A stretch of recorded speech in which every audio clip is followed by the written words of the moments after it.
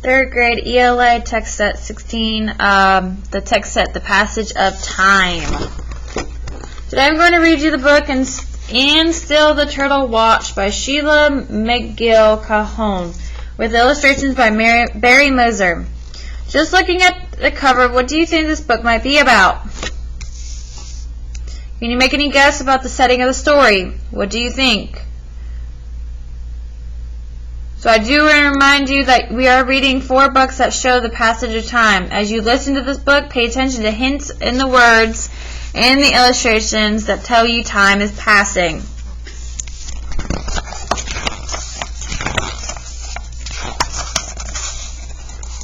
Long ago, when the eagles still built their nests on the cliffs by the river, an old man and his grandson stood beside a large rock.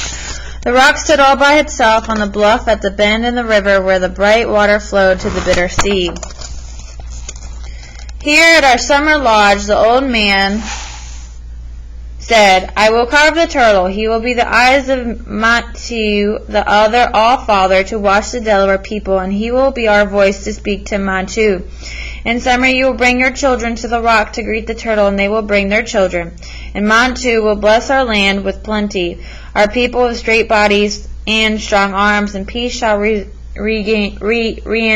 beside our fires. So the grandfather wants to carve a turtle. The turtle will be Mantu's eyes to watch over the people and be the people's voice to speak to Mantu. Who or what do you think Mantu is? And so he shaped the stone, and then the turtle watched. He watched the green in summer turn to the gold of autumn. He watched the gold of autumn become the white of winter. He watched the white of winter give birth to the flowers of springtime. So what is the writer showing you here?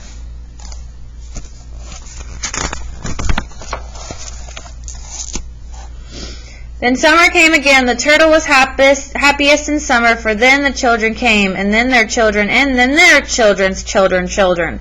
Years followed year. The great bear chased the little bear around and around the northern sky. As time wore on, fewer and fewer children came to greet the turtle.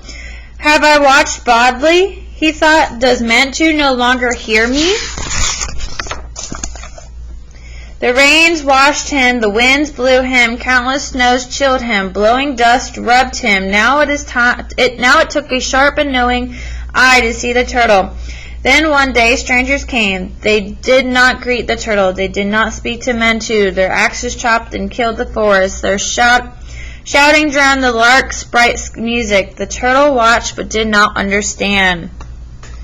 So it seems like the mood or feeling of the story has changed. How did it feel before? How does it feel now? What changed?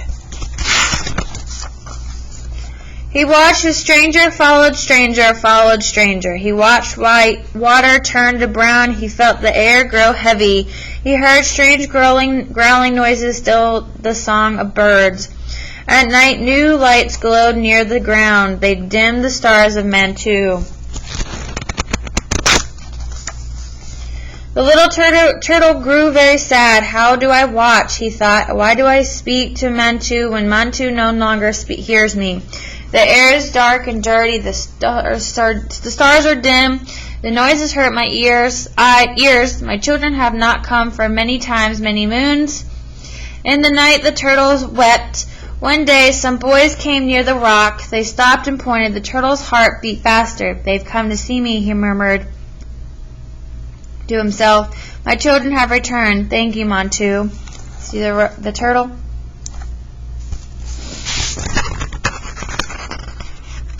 So do you think the turtle is right and his children have returned? Why or why not?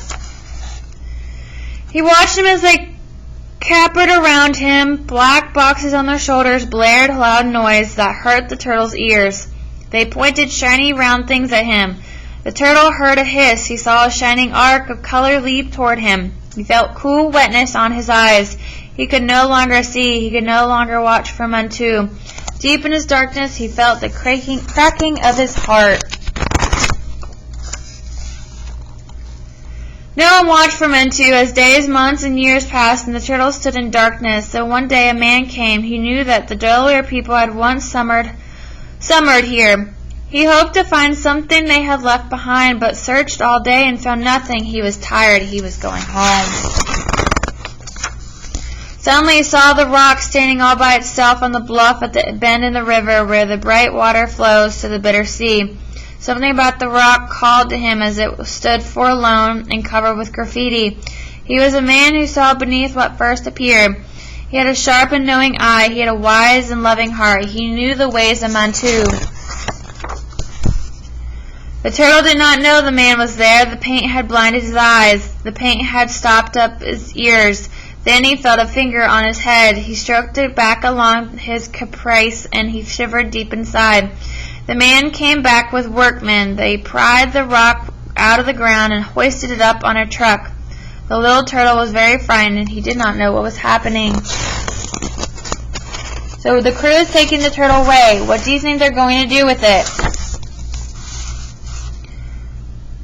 The truck swayed and bumped along for a long, long time. Then the rock was hoisted off the truck. Hands patted and rubbed the turtle. He felt sharp, smelling wetness pour over his head, and his eyes started to clear and his ears to hear as the paint was scrubbed away. No longer is he washing by the river. He is indoors at the botanical garden where the children come to see him. And they will bring their children and their children's children, and he will speak of them to Mantu.